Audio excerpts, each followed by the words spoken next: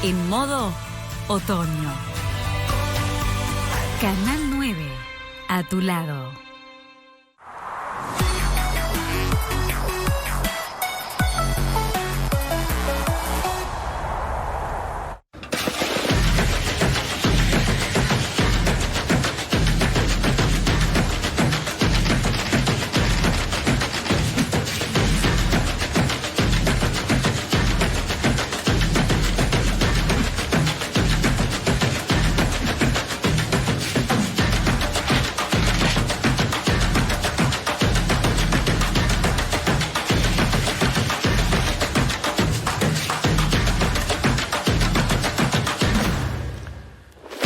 ¿Qué tal? ¿Cómo les va? Buenas noches. 21:32 en la República Argentina, 15 grados la temperatura en Paraná, una noche primaveral, con fútbol, con gente contenta como la de Patronato que logró un buen triunfo, ganamos con Unión, ganó Colón, ahora empezaba a jugar Boca.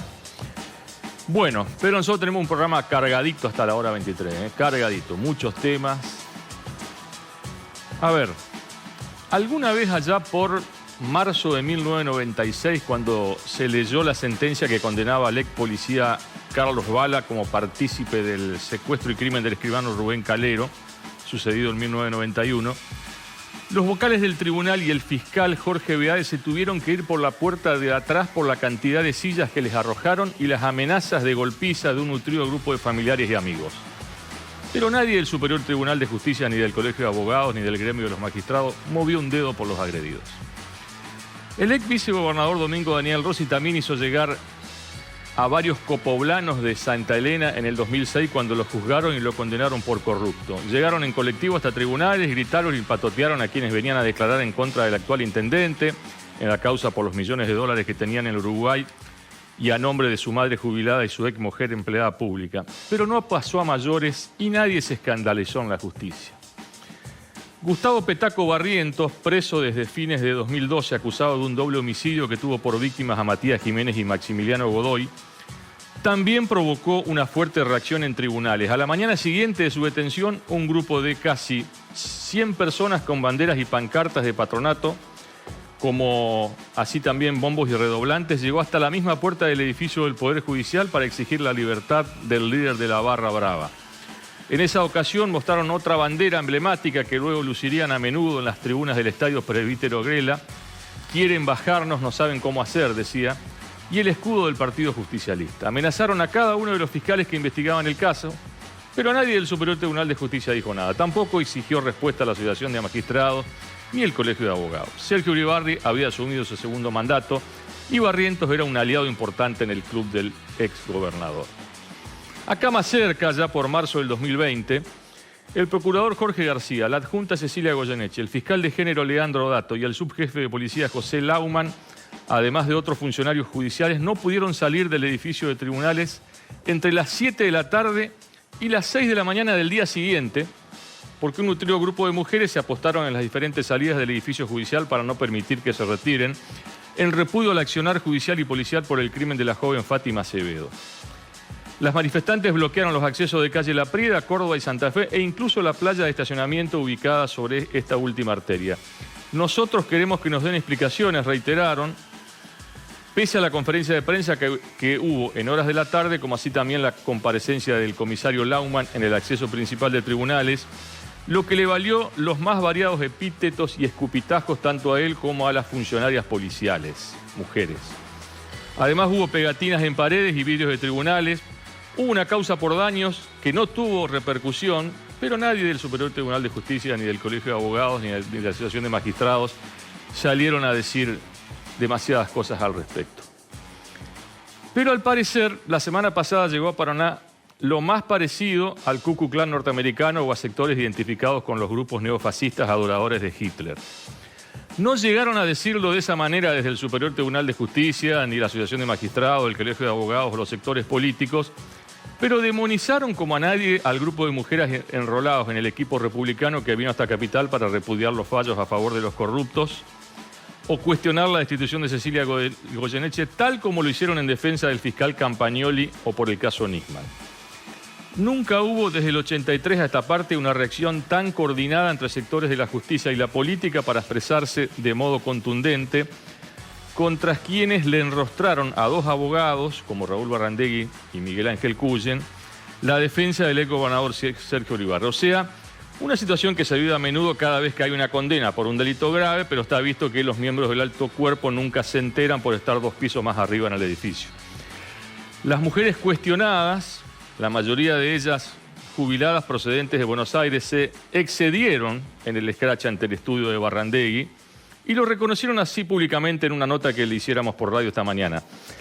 Dichas personas, disconformes con actos o decisiones de las instituciones republicanas, canalizaron sus reclamos a través de métodos agresivos, violentos, intimidatorios, con insultos e injurias personales, afectando la honorabilidad de magistrados, profesionales y legisladores en cumplimiento de sus funciones y como integrante del honorable jurado de enjuiciamiento de la provincia, indicaron desde el Superior Tribunal de Justicia. Obviamente, fueron más allá y les abrieron causas por la pegatina de calcomanías de 4 por 5 centímetros en containers de residuos y algunos afiches con los rostros de quienes votaron en contra de Cecilia Goyeneche, como así también por levantarle la voz a Barrandegui y a Cuyen, quienes al parecer en más de 40 o 50 años de carrera nunca vivieron situaciones similares, lo que resulta algo extraño, ¿no? A mí realmente me sorprendió.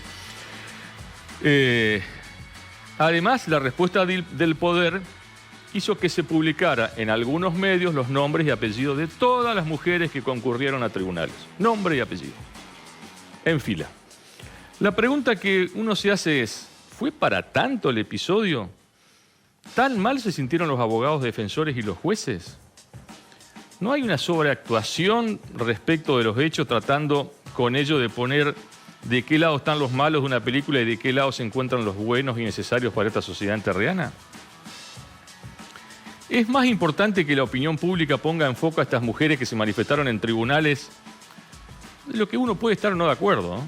Quizás gritando más fuerte de lo debido y cometiendo, insisto, el error de alguna manera de acosar a Barrandegui en esos 150 metros que hay hasta su estudio jurídico?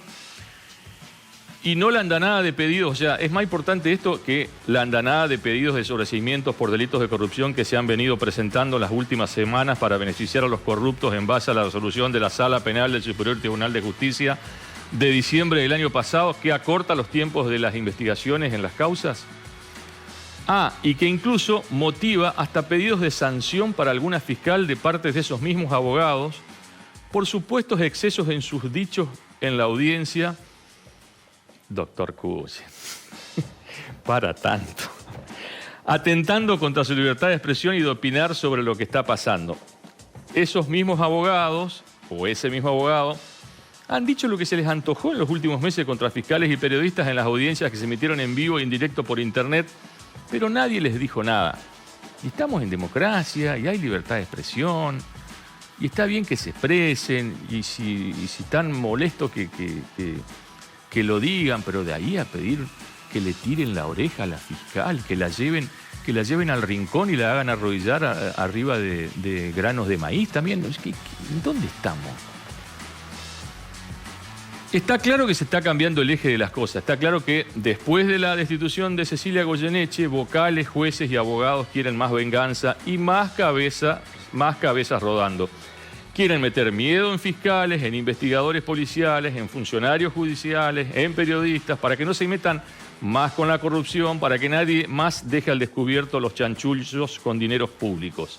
Ni los de antes ni los de ahora. Es mejor meterse con las viejas locas, con las patoteras, según las definieron, con las que vienen a reclamar algunas cosas y no lo hacen de modo correcto y ordenado como ellos pretenden. Porque al fin de cuentas para eso debe estar la justicia, según el criterio de los superiores. En toda democracia debemos respetar las decisiones del Poder Judicial. Eso está claro.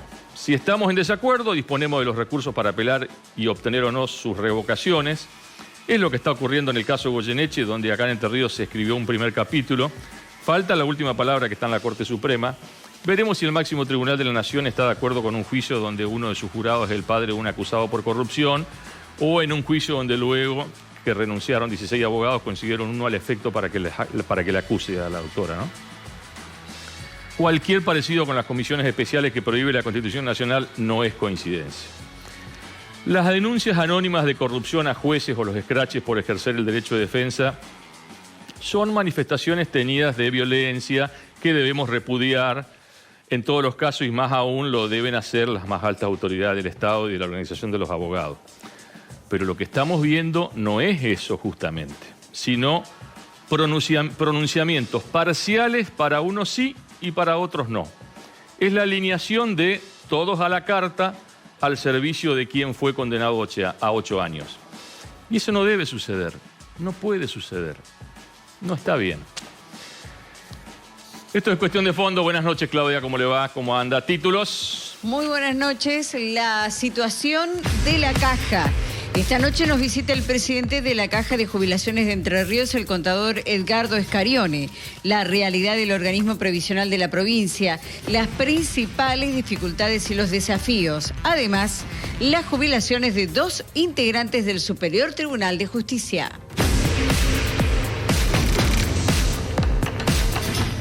Escuelas bajo cero. La deficiente infraestructura de las escuelas hace que las condiciones para estudiar no sean las adecuadas. Y las comunidades de varias escuelas de Paraná comenzaron a reclamar por ventanas sin vidrios, puertas que no cierran y deficientes conexiones eléctricas. Las historias de escuelas y alumnos que piden donaciones de abrigos y recaudan fondos para comprar estufas o poder brindar una comida caliente. Emilio Fauces y la doble actividad. Hoy, en Cuestión de Fondo, una entrevista con el presidente del Club Atlético Estudiantes y abogado penalista Emilio Fauces. Nos cuenta cómo es combinar su profesión con la dirigencia de uno de los clubes más grandes de la región.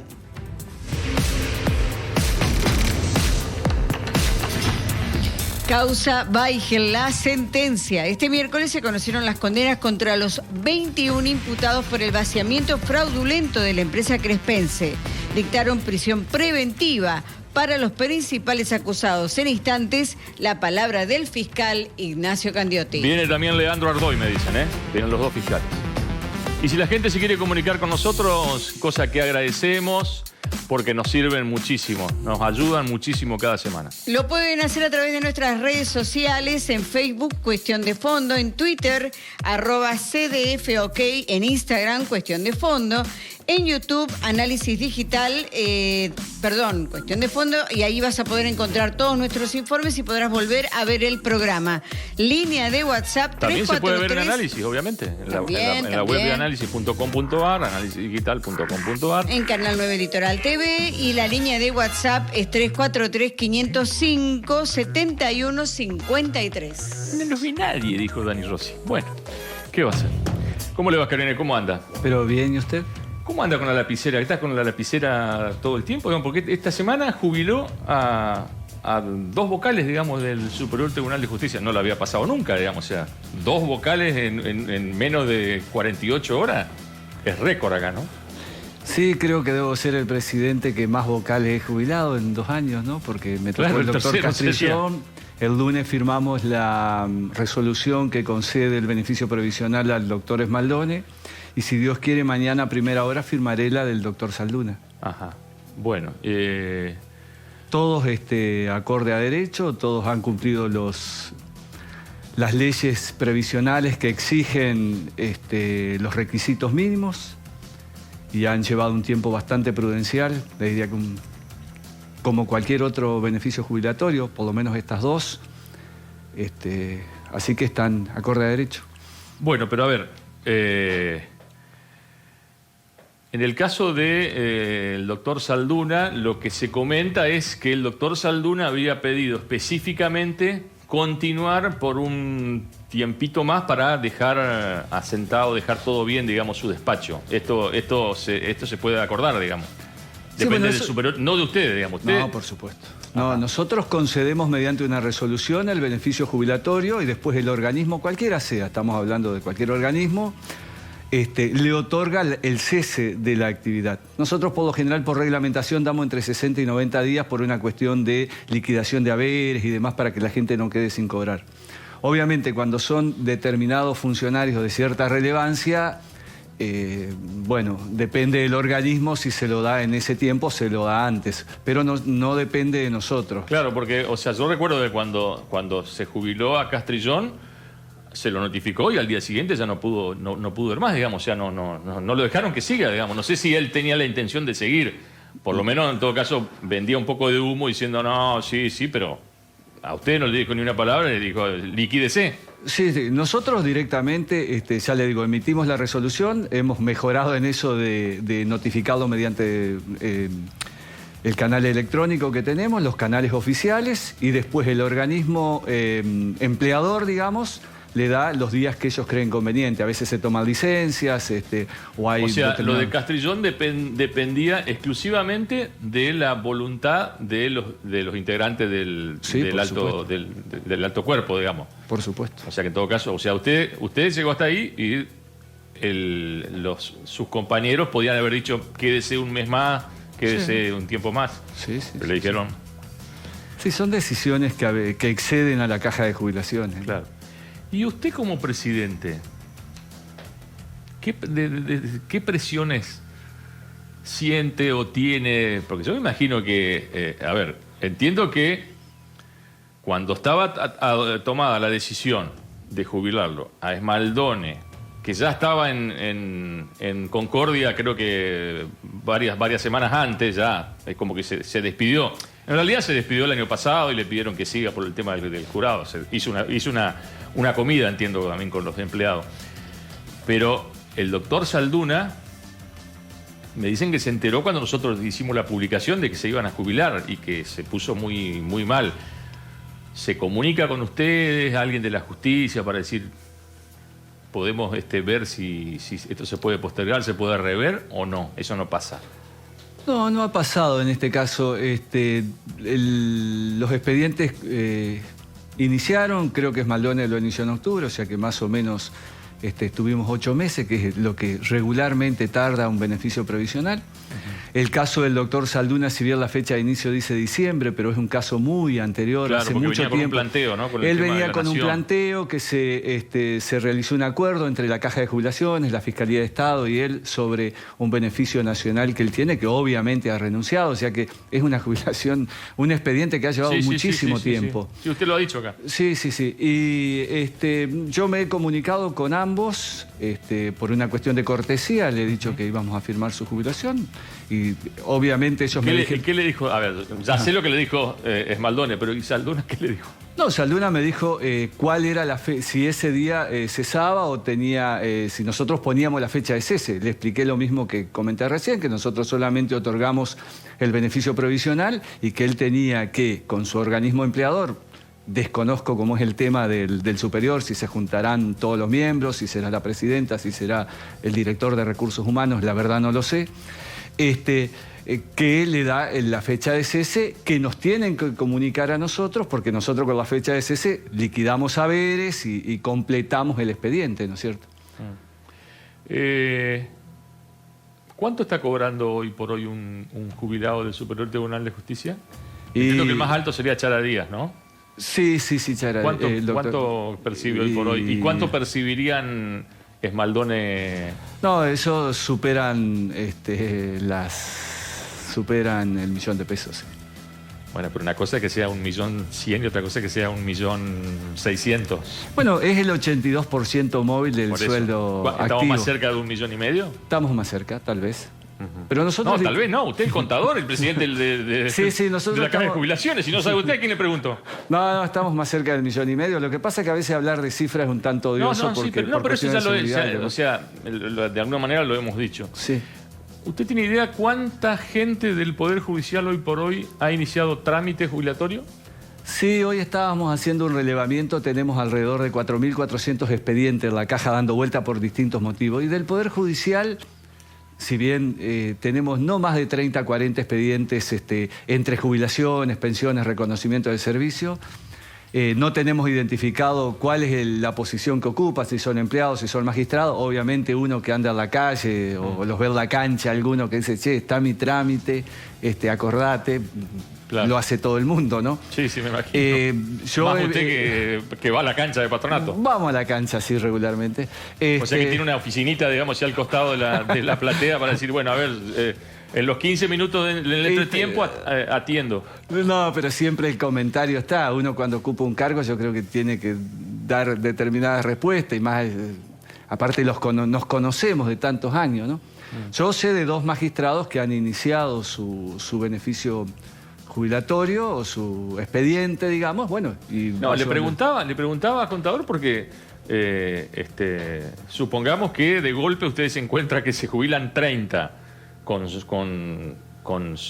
a ser beneficios altos, digamos, ¿no? O sea, Sí, está claro que son beneficios altos, ¿no? Y la justicia debe ser en promedio uno de los sueldos jubilatorios más altos que tenemos, ¿no es cierto? Sí, sí, en promedio sí son altos. Pero yo siempre digo lo mismo, nosotros liquidamos los haberes de acuerdo a la ley, respetamos la ley. Podemos tener nuestros errores y demás, pero no podemos apartarnos de la misma para liquidar haberes. A ver, yo siempre le hago la misma pregunta porque me interesa saber cuánto se achicó el déficit a partir de su ingreso, porque usted prometió acá que venía con un plan para, en función de su profesión y de su experiencia en el Estado, de tratar de achicar el déficit al momento de que ingresa. ¿Cuánto achicó? No, ¿Cuánto achicar el déficit es imposible. Yo lo que siempre prometo es tratar de ordenar la parte administrativa, ¿no? Que creo que lo hemos logrado. Ajá. La parte administrativa en el sentido de la parte legal, por eso hemos sacado resoluciones para que aquellas organizaciones que quieran analizar la ley previsional lo puedan hacer. Nosotros sacamos 3 resoluciones muy importantes que nos costó bastante porque estuvimos mucho tiempo pensándola y asegurándonos de que no íbamos a sufrir reveses judiciales y hasta ahora, gracias a Dios, lo hemos podido sostener y esperamos seguir sosteniéndolo porque es en beneficio del sistema previsional.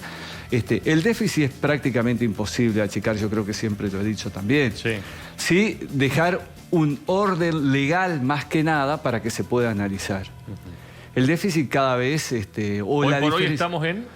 hoy por hoy nosotros el último pedido de fondo fue de alrededor de 3.500 millones de pesos, que fue el sueldo de mayo, que equivale a lo que pedimos para diciembre y aguinaldo, 3.500 millones. Tenemos presupuestado en el año alrededor de 31.000 millones, personalmente pienso que lo vamos a superar.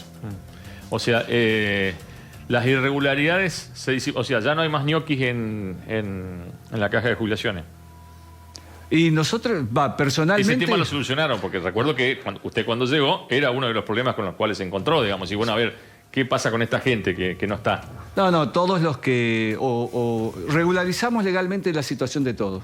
O están adscriptos fuera del organismo o afectados. ¿Cuántos adscriptos hay? Debemos tener 8 o 10 adscriptos. Es poco. No, entre afectado y adscrito no más de 10. Después tenemos 165 empleados, somos en total. Yo me considero un empleado más. Aparte lo soy, ¿no? Más allá del cargo que ocupo. Y bueno, cuesta, si bien tenemos la colaboración de casi todo el personal, cuesta, pero hemos regularizado esa situación. Obviamente, algunos gozarán de una licencia por enfermedad, más en estos tiempos, o alguna licencia por estudio, lo que sea, pero estamos regularizando. Eso hace que uno también trata de dar el ejemplo, ¿no? Todos saben que yo llego 7 menos 10 a mi oficina y me voy... Cuando termina el trabajo, por lo general debo ser uno de los últimos en irse, como corresponde. Como corresponde, obviamente. Como corresponde, porque para eso estoy.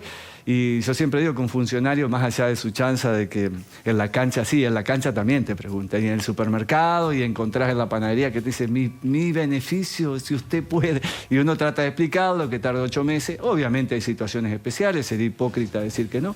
Algunas situaciones especiales son de enfermedad, algunas situaciones son especiales por otras cuestiones, pero tratamos de solucionar el tema personal y de a poquito lo vamos logrando. Le pregunto, hoy por hoy está la pensión del ex gobernador Moine, de los ex vicegobernadores Orduna, Rossi, Alanís. Sí, 10 casos Pauletti. tenemos en total. 10 casos tenemos de ese beneficio que no entra dentro del sistema previsional. Es una renta que... eso está por fuera. Por fuera, sí. Obviamente por una cuestión lógica, así como Malvinas, excombatientes y determinadas pensiones, las liquidamos nosotros. Imagínense, si no tendría que haber un organismo paralelo para que liquiden el Ministerio de Economía. Lo liquidamos nosotros y Economía nos remite los fondos. ¿No recuerda cuánto es hoy por hoy la pensión de un ex vicegobernador? 200 y pico de mil pesos. Y de un ex gobernador un poquito más. Más o menos, un poquito más. Sí. Hoy la mínima es... alrededor de 40.000 pesos. Son muy pocos las personas que cobran. Nosotros tenemos un promedio de 112.000 pesos, que es un promedio alto comparado con ANSES y con otras provincias. Obviamente hay gente que cobra menos y hay gente que cobra más, ¿no es cierto? Y hay algunas personas que cobran 30 y algo porque, yo siempre recuerdo, son el promedio de los 10 últimos años de aporte, y algunos que se han jubilado con nosotros han estado en la actividad privada por los motivos que sea, los últimos 10 años o últimos una cantidad importante de años, entonces obviamente rebajan su haber, ¿no es cierto? ¿Cuántas demandas tiene hoy por hoy la Caja de Jubilaciones y cuál sería la más importante a su entender? No tenemos demasiadas demandas. Me decían los abogados, me informan, no tenemos tantos recursos de amparo y demás. Sí tenemos ¿algunos de casos específicos? No, tenemos muchos recursos de queja porque, como yo le he comentado, y hay que aclararlo y hay que decirlo porque siempre se ha hablado de una situación idílica de la Caja, la cual no es así. La Caja tiene muchos problemas a los cuales todos los días tratamos de ponerle la mejor impronta con los compañeros de trabajo y aclarar las cosas y decir la verdad. Nosotros tenemos muchísimos problemas con los reajustes. Estamos años atrasados. Cuando yo asumí y ahora algo mejoramos. Algo mejoramos. No es lo ideal. Nos fueron muchos años de no formar gente, lo cual es bastante complicado. Nosotros liquidamos 100 escalas salariales diferentes, lo cual no es fácil. Y tenemos un pequeño plantel de empleados para eso. Tenemos sí recursos de queja, tenemos presentaciones de determinados sectores, porque bueno, ellos creen que liquidamos mal, pero los vamos solucionando a la medida que podemos, ¿no? Uno de los adscriptos es el propio Daniel Elías, ¿no? Que está adscrito a Casareto, ¿no? Está afectado al... O sea, pero el sueldo se sigue pagando la Caja de Jubilaciones. Sí, se dio la afectación y él está con el diputado Casareto. Sí. Es un sueldo, obviamente, de una categoría alta, digamos. Sí, categoría 1. Que hoy por hoy categoría 1 es... Nosotros en la Caja debemos andar 100 y pico, 200 más o menos. Bien, Escarione, gracias por la presencia aquí. No, gracias a usted por invitarme. Nos vamos a la primera pausa. ¿Qué sigue, Claudia? El informe de Ayelén va a traer cola, Escuelas bajo cero, la deficiente infraestructura de las escuelas hace que las condiciones para estudiar no sean las adecuadas y las comunidades de varias escuelas de Paraná comenzaron a reclamar por ventanas sin vidrios, puertas que no cierran y deficientes conexiones eléctricas. La historia de escuelas y alumnos que piden donaciones de abrigos y recaudan fondos para comprar estufas o poder brindar una comida caliente. Y además va a estar Ezequiel. Además, Emilio Fauces... Pero va a estar acá, Ezequiel, así que... Y la doble actividad. Hoy, en Cuestión de Fondo, una entrevista con el presidente del Club Atlético Estudiantes y abogado penalista Emilio Fauces. Nos cuenta cómo es combinar su profesión con la dirigencia de uno de los clubes más grandes de la región. Bueno, nos vamos a la pausa, ya volvemos.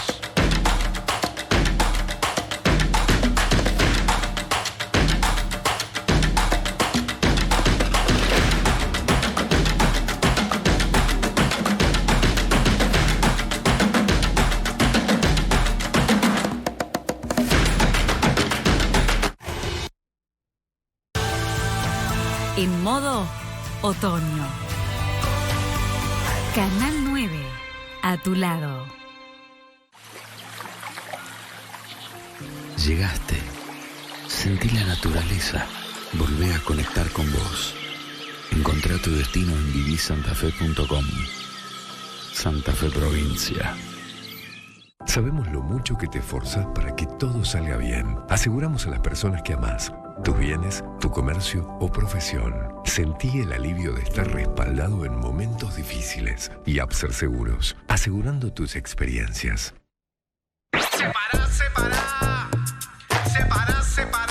A partir del 5 de junio, Lo reciclable en el contenedor verde y todo lo demás en el azul. Hagamos la diferencia. Construyamos una ciudad sostenible. Más info en paraná.gov.ar.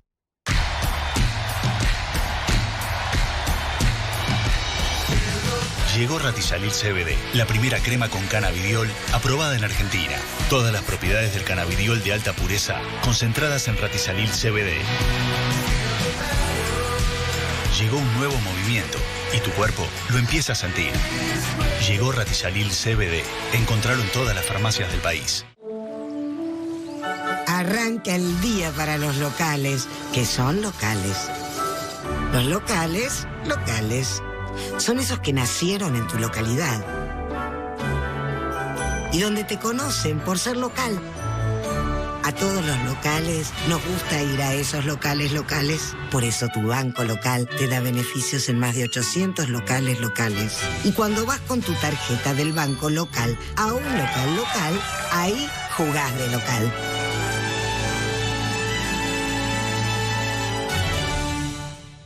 Ponerse al día tiene su beneficio. Prorrogamos hasta el 30 de junio la moratoria de tributos provinciales. Reducción hasta 80% de intereses en impuestos, tasas y contribuciones provinciales. Condonación de multas no firmes. Para deudas devengadas hasta el 30 de septiembre del 2021. Posibilidad de pago contado o planes en 12, 24 y 36 cuotas. Administración Provincial de Impuestos. Más info en www.santafe.gov.ar/API. Ciclo de charlas periodísticas 2022. Periodismo y política, con la presencia de las periodistas Luciana Geuna y Maru Dufar. El sábado 25 de junio a las 20 horas en el Howard Johnson Mayorazgo. Entrada libre y gratuita. Auspician Revista Análisis, Howard Johnson Mayorazgo y Canal 9 Litoral. Hola.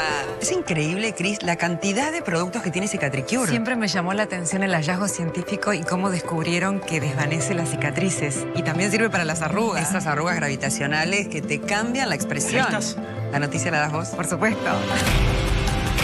Hoy, quienes elegimos Cicatricure, tenemos una gran noticia. Y muchas ya lo comprobamos. Cicatricure fue reconocida por millones de mujeres en todo el mundo como la marca que prefieren para regenerar la piel del rostro. Y para celebrarlo, tiene esto para vos. Cicatricure crema antiedad. Llevando 2, una de regalo. Esto sí que es una gran noticia. Cicatricure. En Frávega tenemos mucho más para papá. Aprovecha hasta 40% de descuento. Regalos en hasta 12 cuotas sin interés y envío express en seleccionados. ¡Imperdible! Frávega, cerca tuyo, siempre. Festejamos el Día del Papá con Sidecreer.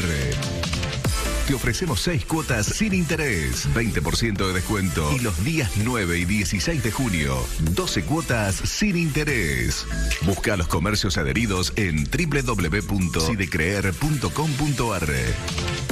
Decile sí a papá en su día. Decile sí a Sidecreer. En Entre Ríos podemos vivir nuestra historia porque recuperamos espacios públicos que son parte de nuestra identidad. Con obras cuidamos el patrimonio cultural de las y los entrerrianos. Gobierno de Entre Ríos. Sicarios de la Caja. El nuevo libro de Daniel Enz. Cómo funcionó el negocio de la corrupción en Entre Ríos en los últimos 30 años. 700 páginas. 25 capítulos en un texto imperdible para entender lo que pasó. Sicarios de la Caja. Próximamente en librerías y kioscos de Entre Ríos y Santa Fe.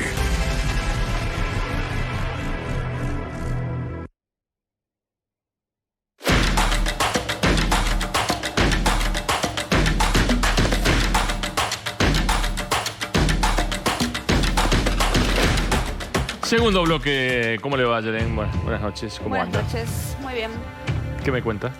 Bueno, ya es habitual en este programa, desde hace 5 años que comenzamos, cada año recorremos las escuelas y hablamos de la deficiencia en la infraestructura de las entidades educativas de la provincia de Entre Ríos, hablamos de la realidad triste y grave de techos que se caen, de aulas que se inundan, de aulas sin puertas Y hoy hablamos de una situación aún más grave porque el frío en este otoño llegó antes.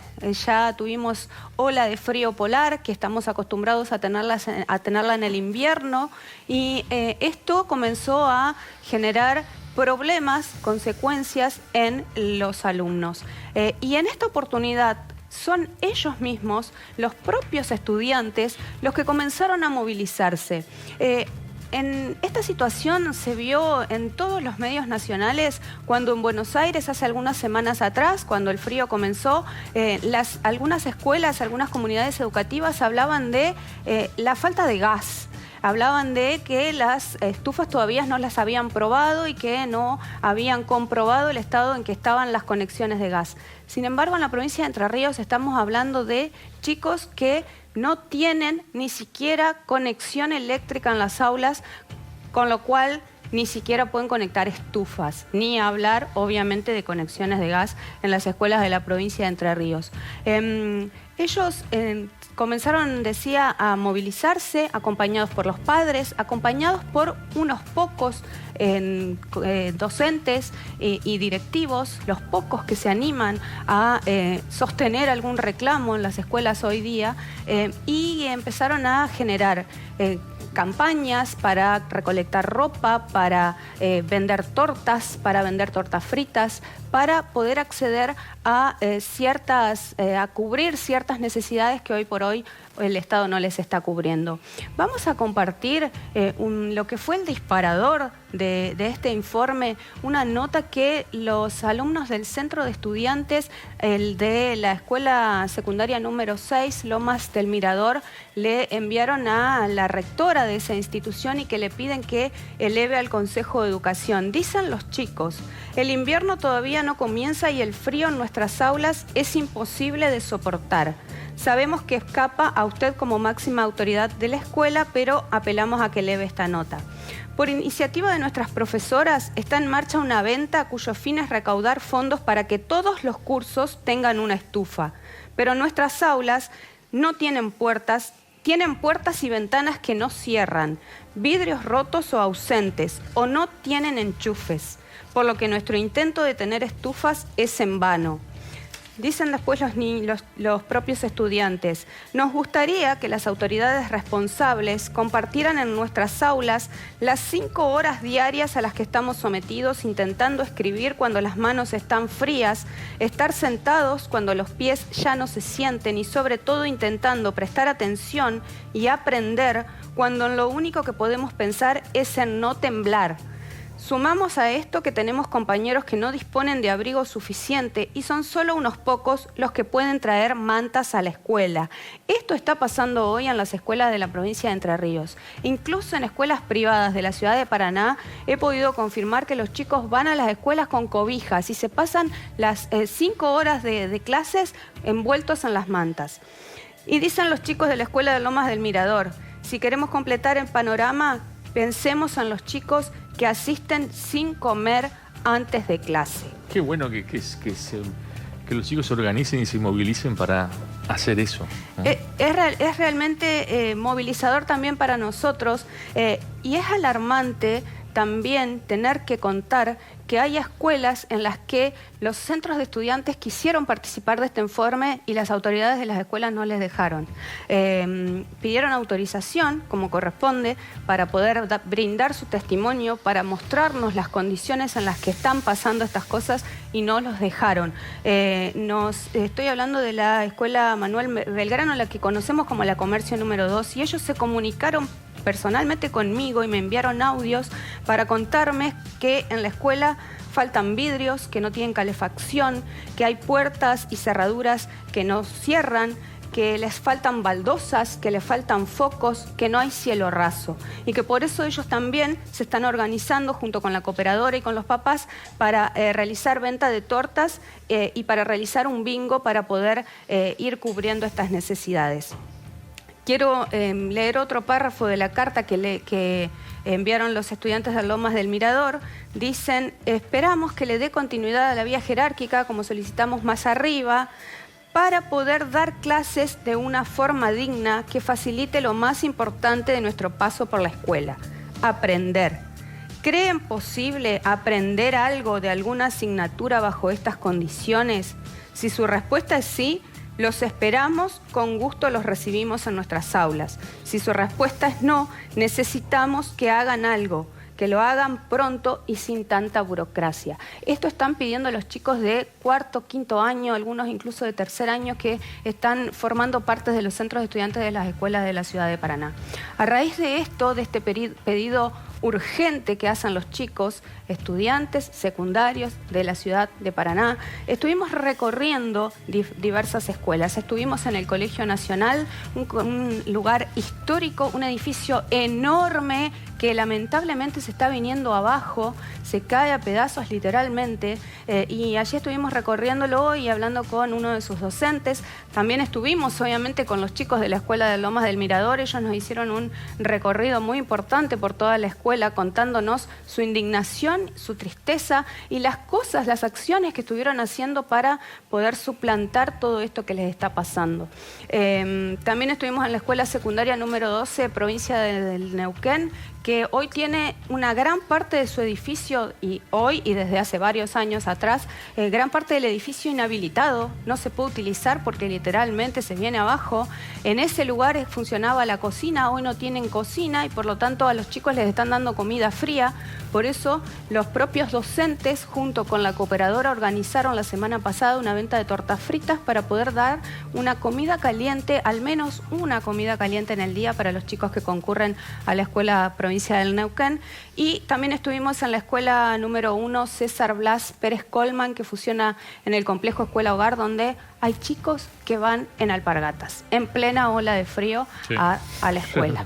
Así que vamos a ver el informe que preparamos para mostrar esta realidad.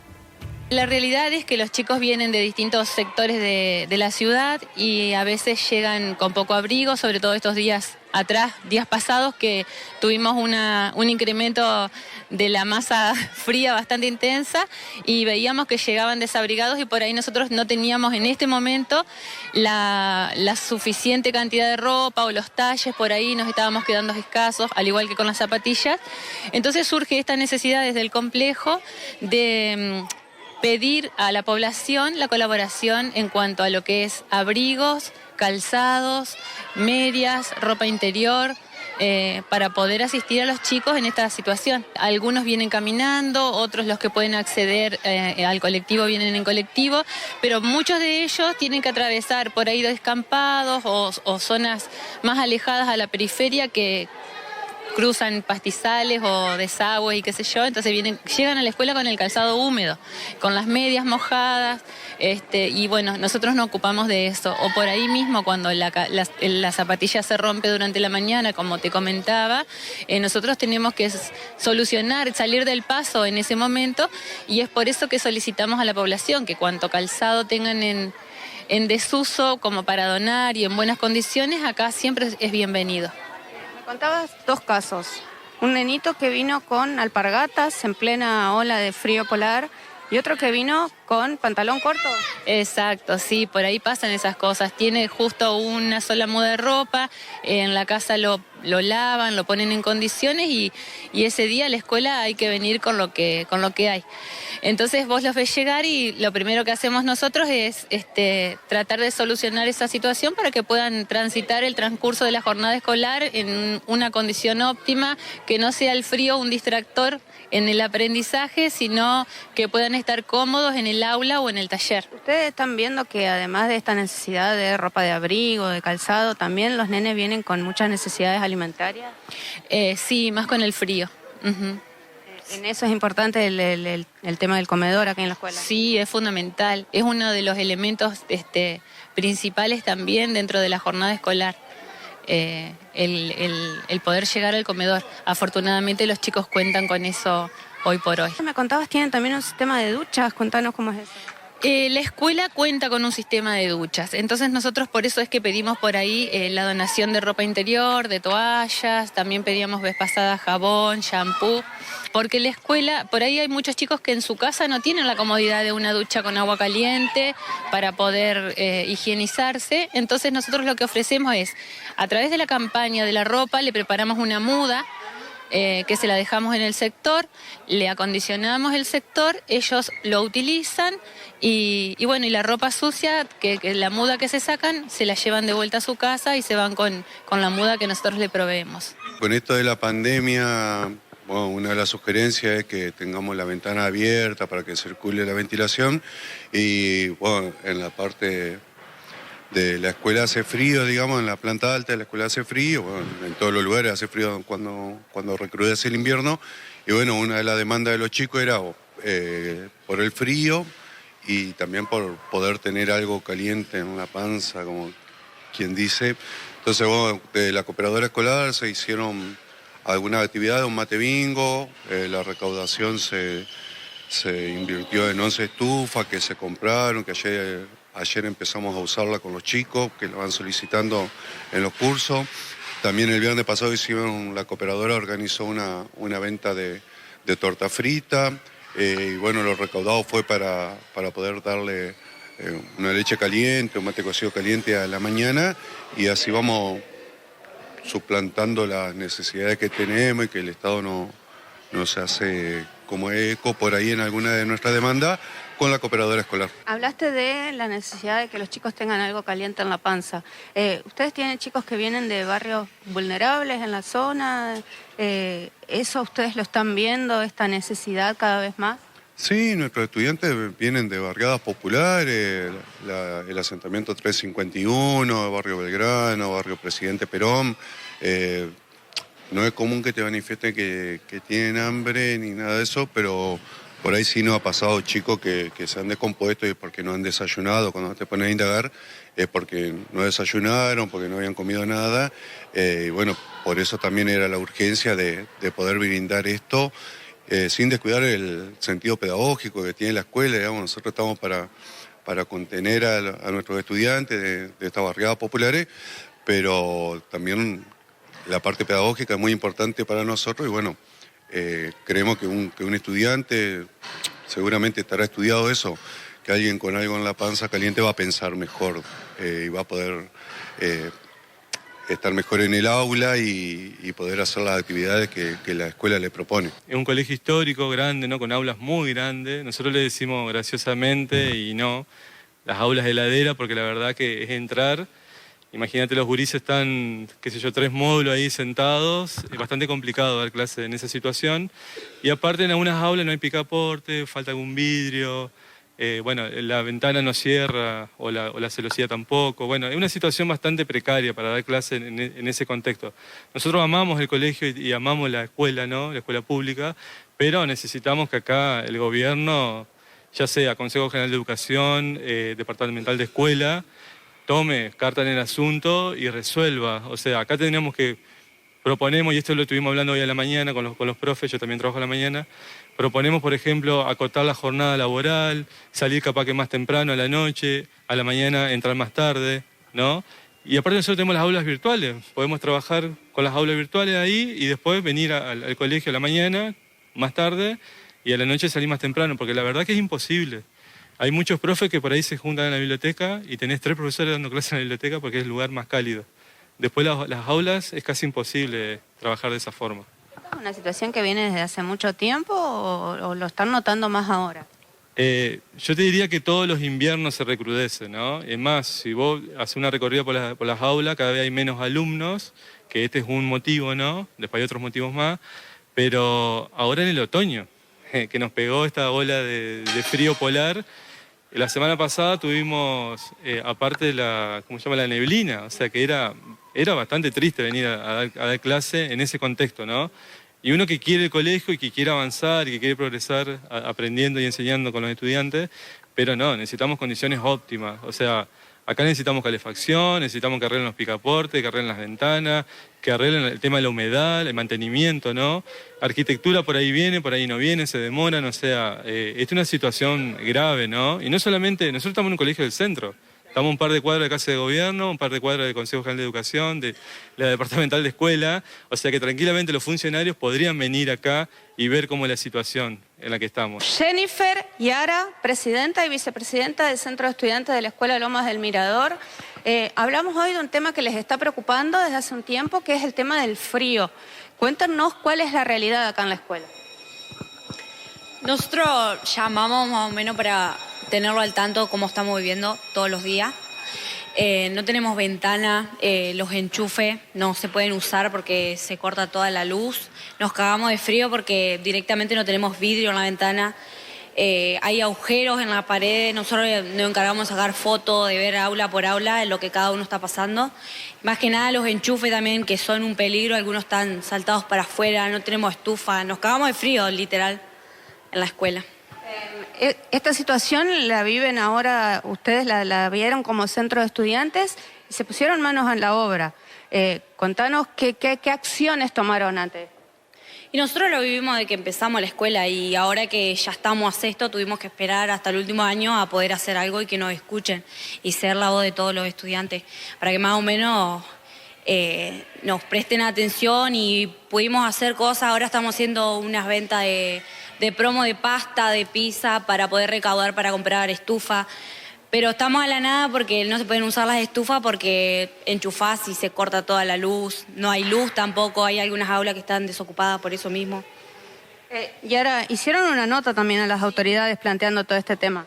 Hicimos una nota, se la dimos a la rectora, junto con un relevamiento que hicimos de cada aula, de la necesidad que estaban pasando los chicos en distintos cursos, distintas aulas. Y hay chicos que cambiaron de aula y se llevaron al lado sexto, porque en su aula entraba frío, no había ventanas, hay agujeros en las puertas, en las paredes, o sea, no se puede. Entra mucha agua cuando llueve, en las puertas faltan los vidrios y es en vano tener estufas si no tenemos las ventanas porque... En esa nota ustedes le piden a las autoridades de la provincia, al gobernador, al presidente del Consejo de Educación, que vengan a ver y que pasen unas horas acá. ¿Tuvieron alguna respuesta? Hasta ahora no hemos tenido ninguna respuesta. Lo que sí, cooperadoras junto con los ordenanzas empezaron a moverse y poner ventanas, porque en todo el pasillo de sexto faltaban y se pudieron poner algunas ventanas, pero siguen faltando. Hicieron también una colecta. ¿De qué se trata? Junto con el centro de estudiantes nos pusimos a juntar entre todos donaciones para los chicos que les hacía falta ropa, zapatillas y demás, porque hay gente que no tiene todo el abrigo que necesita para ahora con este frío. Y uno que sí lo tiene le da cosa, porque lo vive en carne propia eso. O sea... ¿Cómo se organizaron? ¿Querés contarme? Y nos pusimos más en sexto, para el tema de los chicos más chiquitos, y de entre cada uno dimos un poco de nosotros, y llevamos un busito y todo se juntó en una caja, zapatillas y demás. Y le dijimos a los chicos que los que necesitaban ir, vayan y lo busquen a sexto, lo pusimos en el patio porque hay chicos que le da vergüenza. Y los pusimos en el patio y cada uno iba y sacaba lo que necesitaba. Y también así pedíamos que traigan si tenían demás. ¿Se repartió todo? Se repartió todo, sí. Por suerte. Bueno, esta es la lamentable realidad que vivimos en las escuelas y lo relacionamos con lo que hablábamos hace unos miércoles atrás. El 1 de junio hablábamos de la cantidad de dinero que debería estar llegando a las escuelas desde la departamental y los manejos irregulares. Todavía estamos esperando y las escuelas están esperando que alguien diga algo, que alguien les dé respuesta. Uno sabe la cantidad de mensajes que me están llegando de docentes de escuelas de acá, de la zona céntrica, ¿no? Y de muchos docentes que me están diciendo qué contraste, ¿no? Entre el 1.500.000 de la jubilación de los vocales del superior y esta realidad, ¿no? Sí. En fin. Bueno, gracias, Aye. Nada. Antes de entrar en Ezequiel, a ver una fotito de esas para ganar amigos. Esta foto es de los integrantes del Superior Tribunal de Justicia en Nogoyá, posando. Allí se ve a varios de ellos, incluso la doctora Medina está en el segundo escalón. Lo que no tuvieron en cuenta es que en la primera fila también, a ver si hacemos foco más ahí de anteojo. En realidad no es para tampoco ni enloquecerlo, pero el señor que está en la primera fila, al lado de otro integrante del superior, es Blasón Lorenzato, ¿no? Empleado judicial del Juzgado Civil número 2 de Nogoyá, o sea, por el cual la Sala Penal hizo esa resolución para beneficiar en las causas de corrupción fundamentalmente. Hasta ahora los abogados solamente reclaman el beneficio del sobreseimiento, pero a partir de la presentación que hizo el abogado de Lorenzato en la causa Troncoso, es que la sala penal le abrió la puerta a todos y está ahí, a ver, vamos a ampliar, posando en primera fila con todos los integrantes del Superior Tribunal de Justicia, incluso el doctor Carubia, que firmó la resolución, que está un poquito más arriba. Podrían tener, no sé, un poquito de cuidado, de criterio, no sé, en fin. Capaz que nadie sabía, digamos, que tampoco quiero, insisto, quiero ponerlo a Lorenzato como que es el peor del grado, ¿no? Pero hay detalles que me parece que deberían cuidar los integrantes del Superior Tribunal de Justicia, ¿no? Bueno.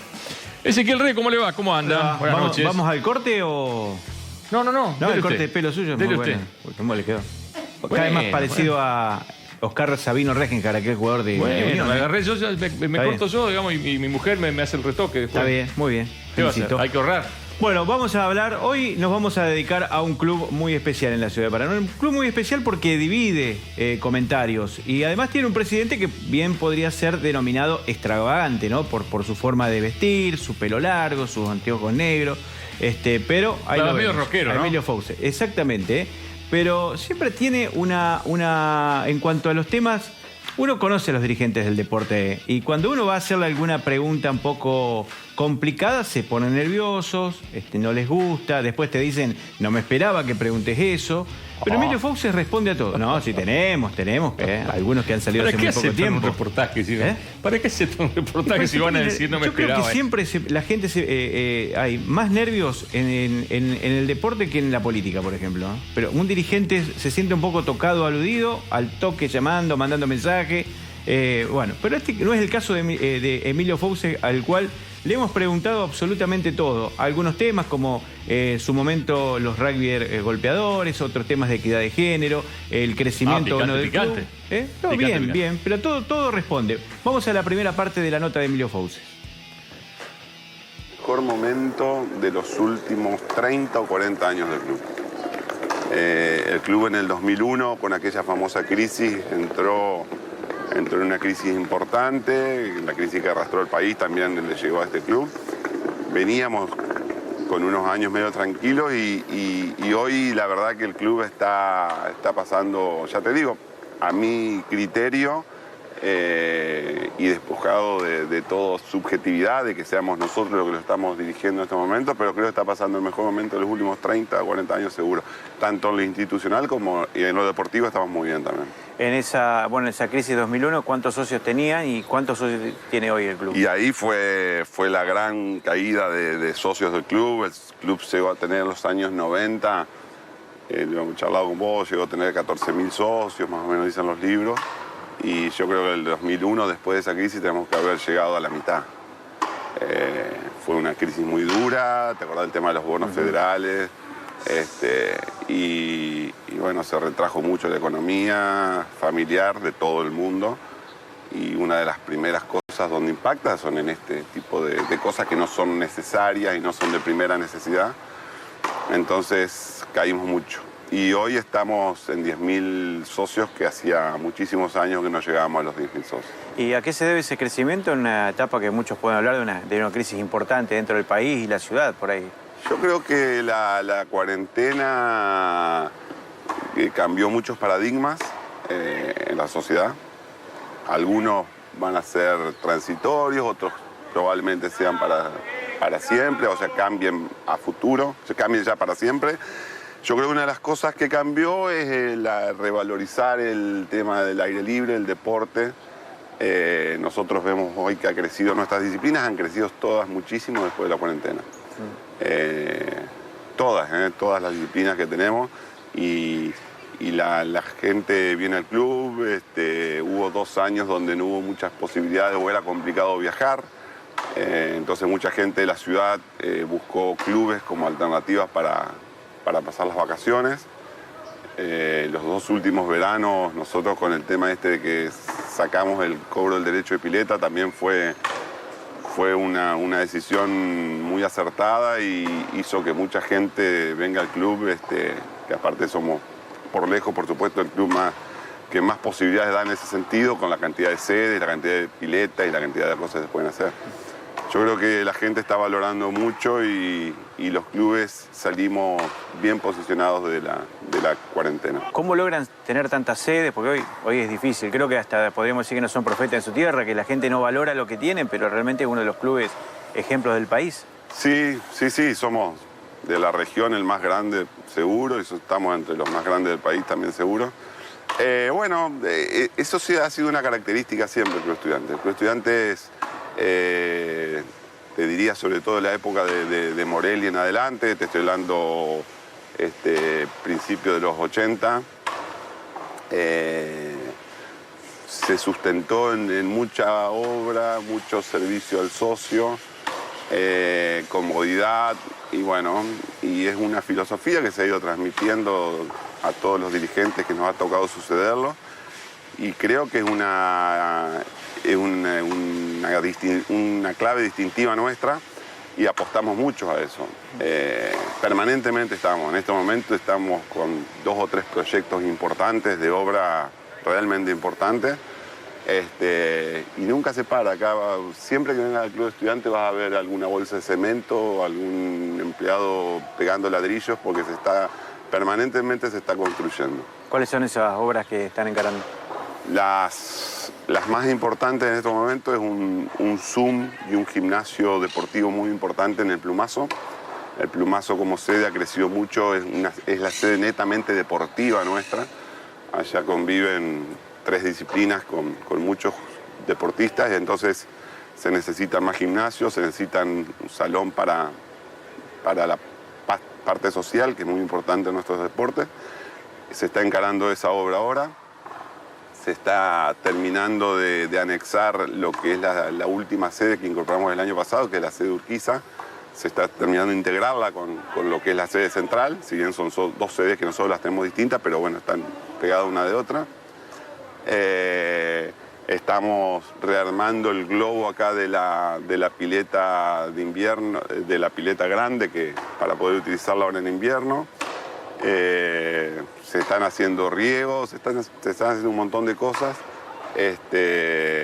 Y la otra vez te lo comentaba en la radio, el Plumín, que es una sede nuestra que se ha quedado un poco, le queremos incorporar el futsal, que es una actividad que creemos que viene bien para lo que es nuestro club.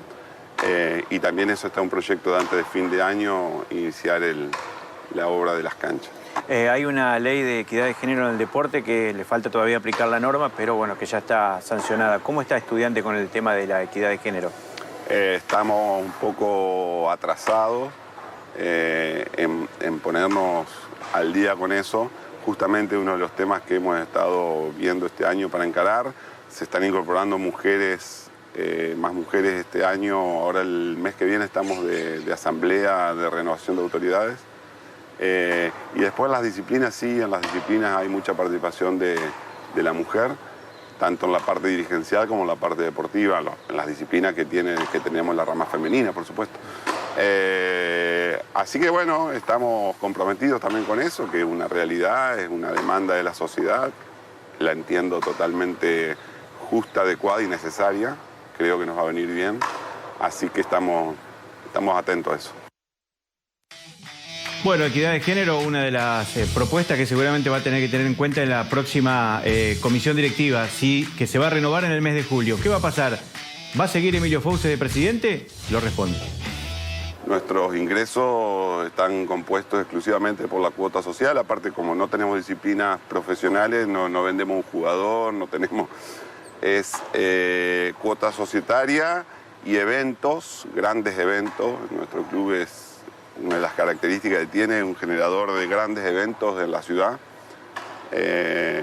Y eso también lo tomamos con mentalidad empresaria, y son eventos que, más allá de lo deportivo, siempre lo vemos también como una forma de recaudar fondos para funcionar. Porque además tiene muchos empleados el club. ¿Cuántos tiene hoy? 172. 172 empleados, 100% en relación de dependencia, 100% en blanco, 100% regularizado. Por lo tanto, tenemos una carga societaria, económica en lo que es recursos humanos importantísima, y eso se paga todo con el ingreso de las cuotas. Por eso el socio se lo explicamos cuando vino la cuarentena, que se cerraron los clubes, le dijimos, miren, el club va a estar cerrado, pero los sueldos los tenemos que seguir pagando. Nuestra gente tiene que seguir cobrando el sueldo, y el socio lo entendió, y eso fue lo que nos permitió que no se haya, porque si no, con esa cantidad de empleados, y el socio hubiera dejado de pagar la cuota, hubiéramos estado en un problema muy, muy serio. ¿Cuál sería el ideal del Club Estudiantes? Y la última es, si Fauce tiene fecha de vencimiento como presidente. Y la fecha de vencimiento que tengo es ahora julio, que se me vence yo estoy transitando mi cuarta gestión. Pero bueno, la idea es presentarnos a renovar la comisión directiva, a seguir con el mismo grupo de trabajo, con incorporaciones como te decía hoy. Y el club está muy bien. El club ideal, te diría que siempre hay cosas para mejorar, por supuesto. Uno tiene que siempre ir por más. Cuando te quedaste, te caes. Pero estamos muy bien. Como te decía hace un rato, estamos pasando un gran momento. Bueno, vamos a algunas placas de la radiografía que podemos plantear del Club Atlético Estudiantes. Fauce no va a tener oposición. Estudiantes, salvo en una oportunidad hace algunos años que hubo, Qué bárbaro, no tuvo. Y no sé si llegaron a elecciones, pero bueno. Vamos a la radiografía de Estudiantes. La Belle Époque de Estudiantes fue en los años 90, 14.000 socios. Después bajó, 2001 con la crisis, a 7.000 socios. En 2022 tiene 10.000. El valor de la cuota sociodeportiva, 1.000 pesos hasta 17 años. La más baja, obviamente. Cuota familiar, 5.000 y sube. El club tiene 172 empleados. Muchos, sin duda. Vamos a la cuota social y seguro año deportivo 2022. Los menores de 14 años pagan 750 más el seguro de 200 más la actividad. A ver, mientras ustedes están viendo las placas, no son números engorrosos. ¿Por qué mucha clase media se volcó al Club Estudiantes? Porque el COVID, la pandemia, determinó empezar a hacer ahorros, no salir tanto de turismo. Muchos no llegan y han preferido gastar en un club que les brinde varios servicios, y es por eso que el Club Atlético Estudiantes ha crecido. La última parte tiene que ver con la parte profesional. Es abogado, todos lo conocen, con causas importantes que ha defendido. El tema es cómo puede dividir las dos cosas, ser abogado de causas importantes en la ciudad de Paraná y además administrar un club que evidentemente, más allá de todo, ha mantenido un crecimiento importante en los últimos años. Lo dice. Son dos Emilio Fauce, que la esencia es la misma. Pero sí, y mi profesión, bueno, es una profesión complicada, sobre todo por ahí un poco a las ramas que me dedico yo. Pero bueno, yo trabajo tanto en la profesión como en el club con honestidad, con seriedad.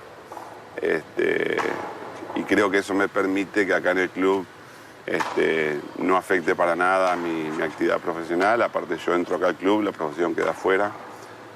Y cuando estoy ejerciendo la profesión, el club está afuera.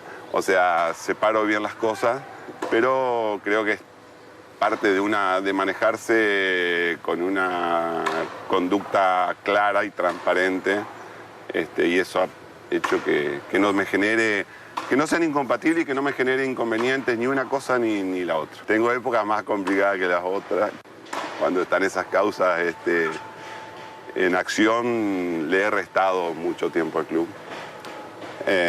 porque yo de eso vivo, del club no vivo, el club es pura pasión, digamos. Pero bueno, tengo un equipo de trabajo acá en el club, la verdad que maravilloso. Estamos trabajando hace muchísimos años porque somos un grupo, originariamente veníamos del rugby, nosotros manejamos el rugby muchos años con este núcleo base que tengo, y después cuando tomamos el club se incorporó gente de otras disciplinas, pero venimos trabajando hace 15 años, un grupo de gente, nos conocemos bien. Tenemos una buena forma de laburar, de que es la delegación de responsabilidad y confiar al que se delega, y eso hace que nadie sea imprescindible y marcha la comisión directiva, esté yo o no esté yo, marcha bien. Bueno. Uno de los clubes emblemas de la ciudad. Tómelo o déjelo. Bueno, ¿picadito le parece? Sí, rápido. Bueno, rápido. Ya viene Candiotti y Ardoy, Vamos rápidamente. Primer tema tiene que ver con un tema que tratamos la semana pasada, cuando vinculamos un inicio de la campaña electoral en Patronato de Paraná, a pesar de que hay un objetivo importante de la comisión directiva, que es mantener la categoría, pero la agrupación Primero Patronato ya salió a la cancha y anuncian novedades a corto plazo. Nosotros comentamos que, seguramente Sebastián Bertoli iba a encabezar esa lista, que hay algunos candidatos del oficialismo, entre ellos Dante Molina, podría ser Miguel Olman o seguir Oscar Lenzi, eso lo decidirá el oficialismo.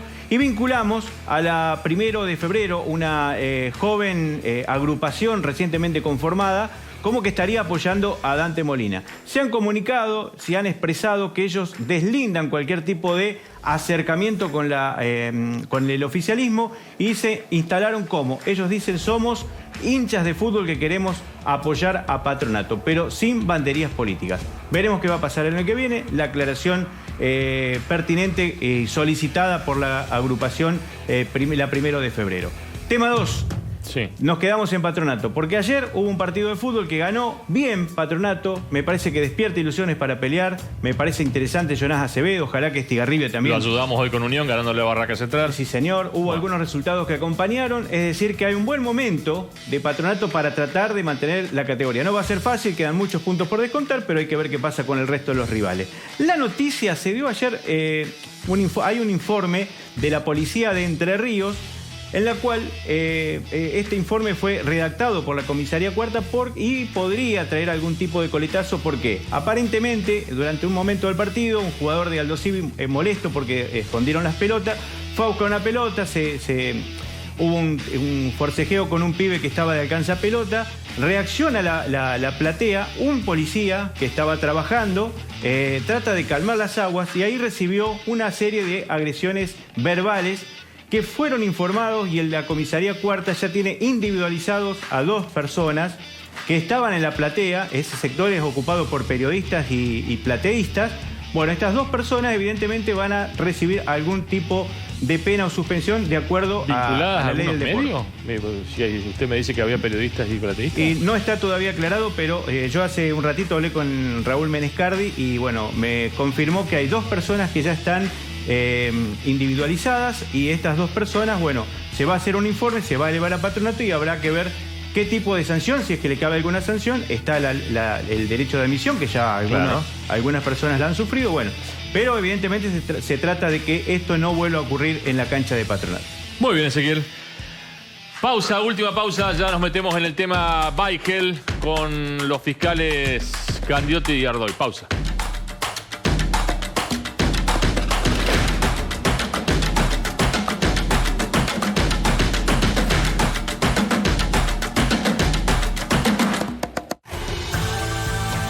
En modo otoño. Canal 9, a tu lado. Festejamos el Día del Papá con SIDECREER. Te ofrecemos 6 cuotas sin interés, 20% de descuento. Y los días 9 y 16 de junio, 12 cuotas sin interés. Busca los comercios adheridos en www.sidecreer.com.ar. Decile sí a papá en su día. Decile sí a SIDECREER. Sicarios de la Caja. El nuevo libro de Daniel Enz. Cómo funcionó el negocio de la corrupción en Entre Ríos en los últimos 30 años. 700 páginas, 25 capítulos, en un texto imperdible para entender lo que pasó. Sicarios de la Caja. Próximamente en librerías y kioscos de Entre Ríos y Santa Fe. Si sos estudiante, viajas gratis. Si sos docente, viajas gratis. Si sos asistente escolar, viajas gratis. Boleto educativo gratuito para toda la provincia de Santa Fe. Santa Fe Provincia. La carrera por tener el pelo que todas queremos llegó a su fin. Si no, probá el nuevo Vagovit Capilar Nutrición Profunda y contame. Pura vitamina A, óleo de coco virgen y karité. El triple de nutrición para tu pelo. Desde la piel del cuero cabelludo hasta las puntas. Descubrí el nuevo Vagovit Capilar Nutrición Profunda. En Entre Ríos estamos en obra. Trabajamos en nuevas autovías, caminos de la producción y en accesos a pueblos y ciudades. Porque nuestro compromiso es el bienestar de todos. Gobierno de Entre Ríos. Arranca el día para los locales, que son locales. Los locales, locales. Son esos que nacieron en tu localidad. Y donde te conocen por ser local. A todos los locales nos gusta ir a esos locales locales. Por eso tu banco local te da beneficios en más de 800 locales locales. Y cuando vas con tu tarjeta del banco local a un local local, ahí jugás de local.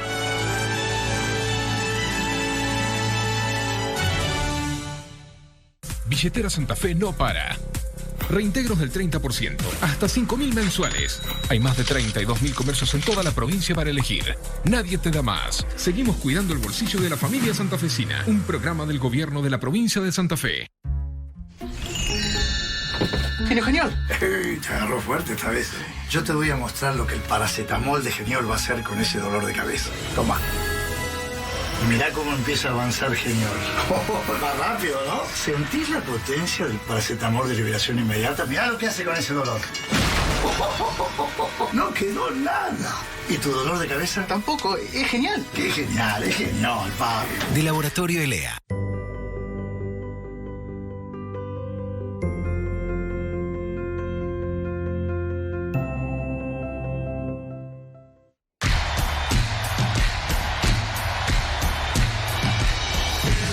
Llegó Ratisalil CBD, la primera crema con cannabidiol aprobada en Argentina. Todas las propiedades del cannabidiol de alta pureza concentradas en Ratisalil CBD. Llegó un nuevo movimiento y tu cuerpo lo empieza a sentir. Llegó Ratisalil CBD. Encontralo en todas las farmacias del país.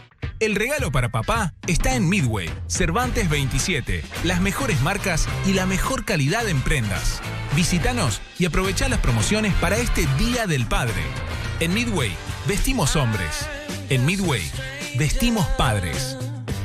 De tu viejo podés heredar muchas cosas, como por ejemplo, saber dónde están las mejores promociones. Vení a Musimundo y llévate el mejor regalo con hasta un 25% de descuento en hasta 24 cuotas fijas y empezá a pagar recién en julio. Solo con Crédito Musimundo. Parte de tu mundo. Del 8 al 19 de junio, no te pierdas la Semana de la Chapa en Familia Bercoman. Encontrá aislantes, chapas, tubos y mucho más con hasta 50% de descuento. Pagalo en 12, 18 y 24 cuotas. No te lo pierdas.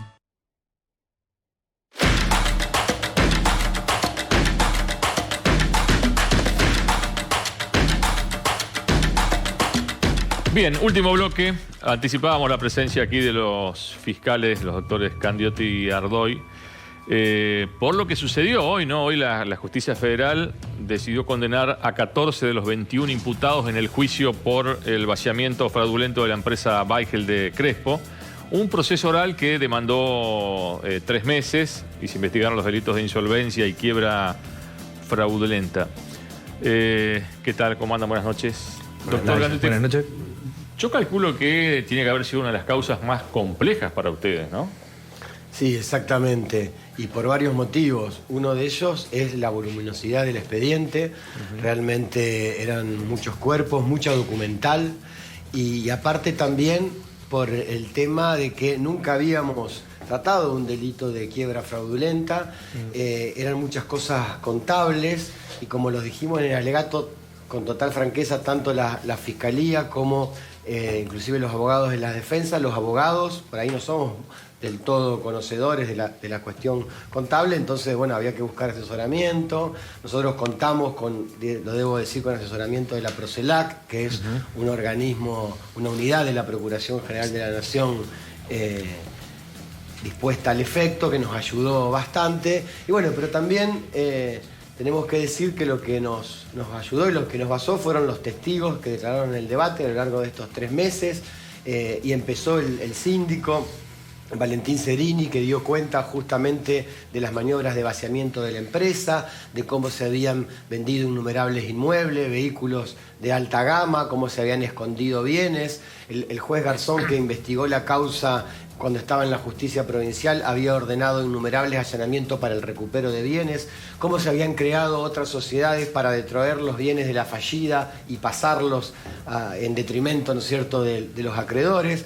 Pero además de Cerini había declarado Pintos, que fue un testimonio muy importante porque Pintos era miembro empleado de la empresa y Pintos fue gráfico en decir, dijo, las empresas que no las vaciaron, las otras utilizaron testaferros. El directorio hacía lo que quería. Dice, yo le aconsejaba, podían librar cheques por 100.000 pesos, libraban por 300.000. O sea, dio cuenta realmente del despilfarro con que se manejaron.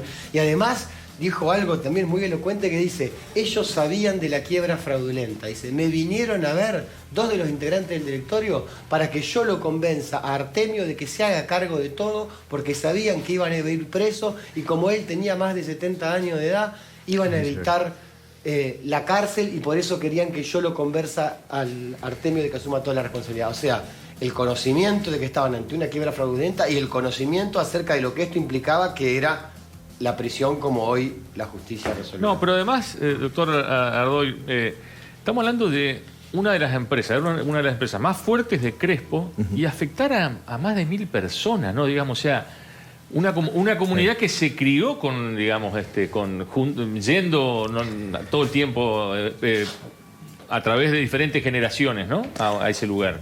Sí, la verdad que sí. Es difícil calcular la cantidad de personas afectadas, porque una posibilidad puede ser la cantidad que se presentaron a verificar los créditos, es decir, quienes eran acreedores de la empresa y pretendían, una vez que se inició el proceso concursal, hacerse de esas acreencias. Pero ¿qué es lo que sucedía? La empresa muchas veces no documentaba en debida forma cuando iban las ahorristas a depositar ese dinero. Entonces, en un proceso judicial, cuando se tenía que presentar, es decir, mire, la empresa me tiene que devolver tanta cantidad de dinero, tenían un simple papel que le dijeron, no, esto no es suficiente.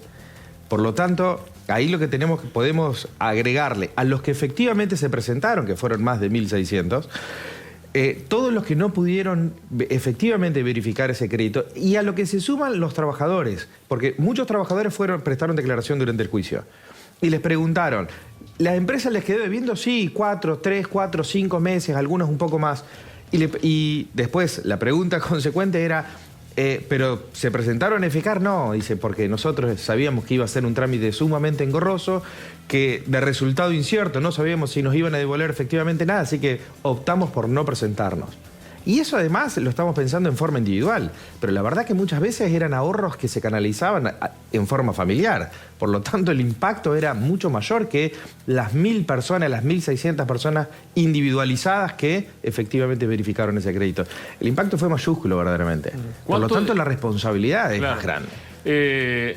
¿Cuánto de difícil fue lograr identificar testaferros? ¿Cuánto de difícil fue acceder a documentación que en estos casos es clave, digamos, ¿no?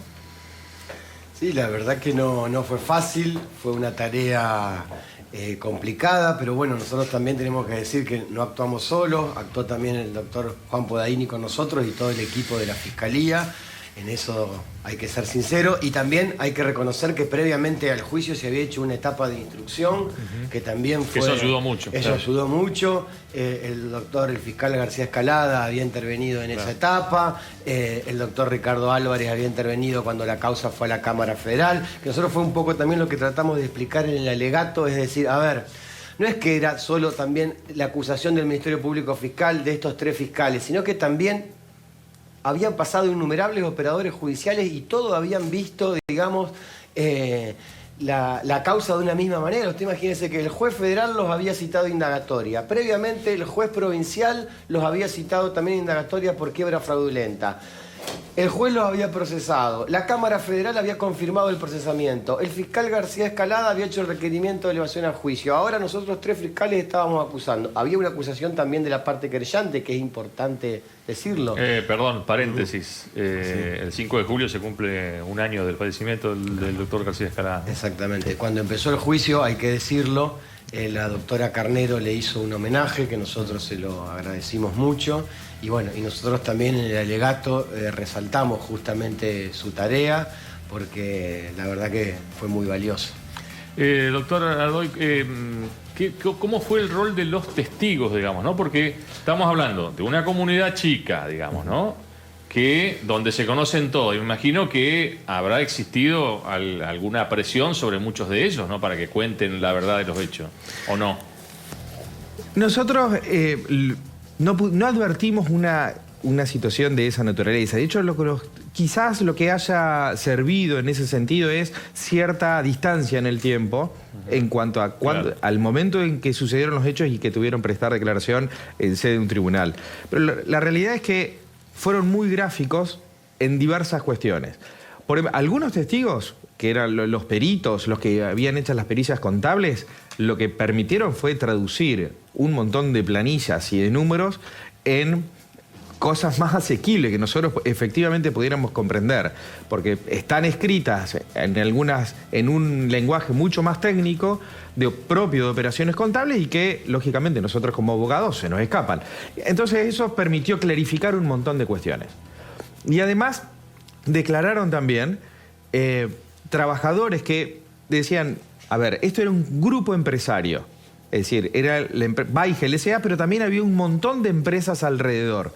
Y muchas veces se quisieron presentarlas como, no, estos son cuestiones escindidas. Y la realidad es que ellos dijeron, a ver, más allá del nombre de la empresa, venían siempre las mismas personas y nos daban las mismas órdenes. Es decir, iba Miguel Artemio, por ejemplo, o iba Miguel Francisco, o iba Nancy, y eran quienes efectivamente nos daban las instrucciones. Entonces, eso permitió decir, bueno, pero más allá de cómo, si son 2 sociedades, 3 sociedades, 4 sociedades, la realidad es que era un mismo grupo, era el mismo grupo familiar el que llevaba a cabo todas las operaciones. Y eso permite desentrañar cómo verdaderamente funcionaba la empresa, cuál era la realidad de la operatoria diaria. ¿Usted quería acotar algo? No, que cuando hablábamos de la prueba, una prueba muy importante era el tema, por ejemplo, de los mails. O sea, había mail de los directivos de la empresa Baigel en la cual decían, ya tenemos los testaferros. O sea, otro mail, urge cambiar los testaferros de Cemento del Paraná. Por eso, digo, a nosotros lo que nos dejaba tranquilos... ¿Cuántas empresas giraban alrededor de Baigel? 6 o 7 empresas de las que nosotros consideramos probados, ¿no es cierto?, de que se habían justamente hecho la maniobra de crear esas sociedades para traspasarle los bienes. Porque ¿qué se hacía? Se hacía una triangulación que consistía en que justamente los bienes de la empresa fallida pasaban a estas nuevas sociedades eran integradas por los integrantes del directorio, entonces justamente las ganancias pasaban a sus arcas en detrimento de los acreedores. Esta era la maniobra de triangulación que se hacía. La más evidente, la de Cementos del Paraná. Cementos del Paraná tenía una facturación de 4 millones de pesos aproximadamente y justamente esos ingresos se detraían, que tendrían que haber sido esos ingresos servir para que los acreedores puedan cobrarse sus acreencias, ¿me entiende? Por eso, por ejemplo, con uno de los mails que decía, bueno, urge cambiar los testaferros de Cemento del Paraná. Y eran mail enviados por Nancy Baigel. Claro. Era muy evidente la maniobra defraudatoria. No es... a ver, ustedes, digamos, no hace mucho que están... bueno, usted hace un poco más, digamos, ¿no? Pero ¿han tenido casos parecidos No, por eso yo le decía, a ver, de quiebra fraudulenta es el primero. En la Justicia Federal, yo en estos 12 años que estoy, es el primero que hemos tenido. Entonces, por eso también... ¿Hay otros en trámite o no? Que yo conozca por quiebra fraudulenta, no. O sea, en el tribunal, causa elevada, no hay ninguna por quiebra fraudulenta. O sea, este fue el primer juicio, pero a su vez, yo hablaba justamente con la unidad, con el titular de la unidad de la Procelac en Buenos Aires, hoy comentando cómo había salido la sentencia y la cantidad de condenas, bueno, y la presión efectiva dispuesta y la presión preventiva dictada. Y él mismo, el titular, Diego, me decía, bueno, es muy inusual esto, ¿no es cierto?, Así que, bueno, también... Como que pasa a ser un caso emblema, digamos, ¿no? De los últimos tiempos. Sí, la verdad que sí, la verdad que sí. No sé si en la instrucción habrá causas por quiebra fraudulenta, pero en el tribunal oral no las hay. No, en este momento no se está instruyendo ninguna causa de esta naturaleza. Una última y aprovechando causas de juicios que vengan ahora importantes de narcotráfico, trata de personas. Sí, hay varias causas importantes, hay causas con... ¿Cuál es lo que viene, digamos, que se puede decir, obviamente? Sí, sobre narcotráfico hay 2 o 3 causas que han venido con varios imputados, están pidiendo ahora las excarcelaciones, el tribunal las está resolviendo.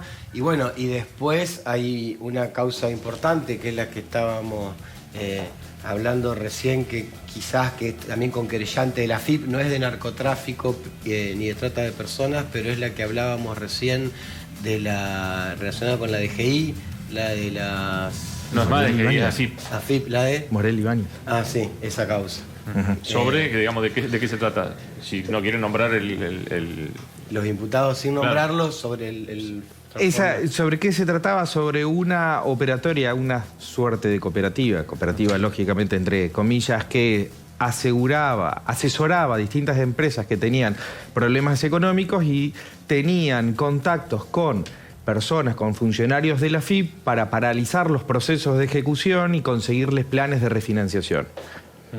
Es decir, es una medida, digamos, era una organización considerablemente aceitada y que provocó un desfalco también, una transferencia de fondos, un retraimiento de fondos del Estado fenomenal.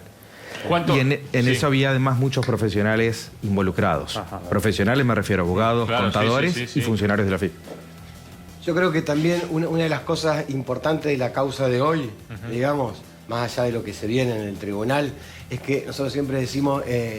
estamos pocas veces acostumbrados también a trabajar en la justicia federal con, digamos, víctimas de carne y hueso. Me acordé en los casos de la trata, sí es uno de los ejemplos, en las causas de lesa humanidad que hemos tenido muchos juicios. Y acá, si bien, digamos, no había víctimas como bien jurídico protegido, como sí lo hay en la trata, pero a lo que voy es que nos encontrábamos con la gente de Crespo que nos llamaba, que nos comentaba, que en un momento nos decía, bueno, pero realmente los condenarán porque esta gente con mucho poder, y nosotros le decíamos, estén tranquilos en este sentido. El tribunal, nosotros confiamos en el tribunal, en que si el tribunal ve que la prueba de cargo es suficiente para condenar, los va a condenar. Independientemente de quién es. Cuando fue el juicio, usted recordará el narcotráfico de Violetti, también todos decían, no lo van a condenar porque es un hombre importante. Y lo condenaron. Entonces yo le decía, si el tribunal entiende que las pruebas son suficientes, quédense tranquilos que lo va a condenar. Y si entiende que no son, lo va a absolver.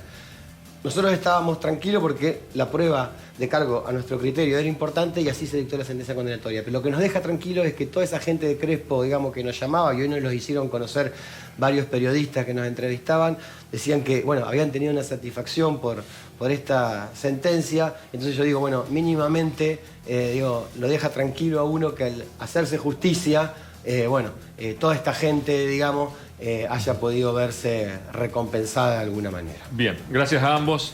Nos vamos despidiendo, ya nos excedimos en algunos minutos. Gracias por estar del otro lado. Nos reencontramos el miércoles que viene, 21:30. Hasta entonces.